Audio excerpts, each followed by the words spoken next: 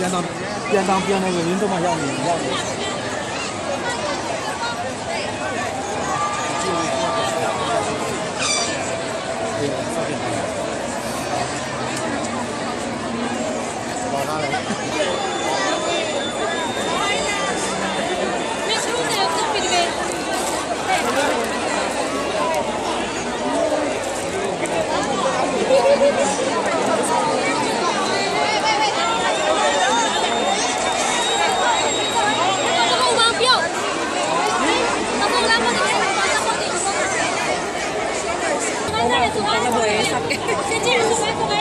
呀呀，确定呀，哎呀。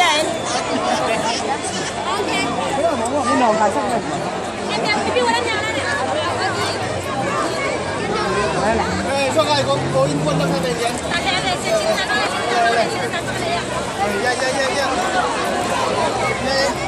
算下烟，算下烟。我们去弄一下，进入啊。Hilang.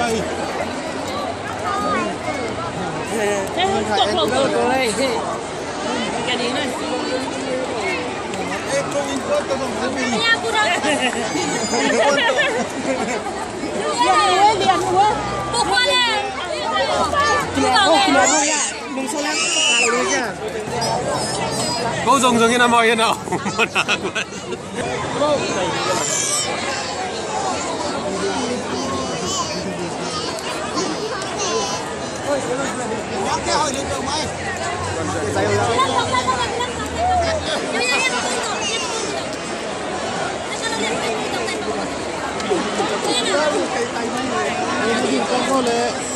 ？kìa nó hù rộng sẵn rồi đi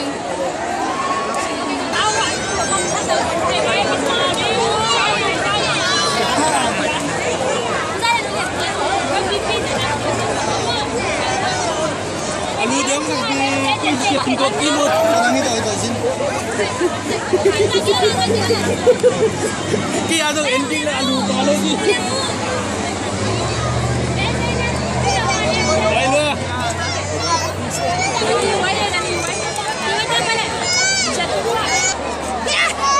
Amaya, take it out.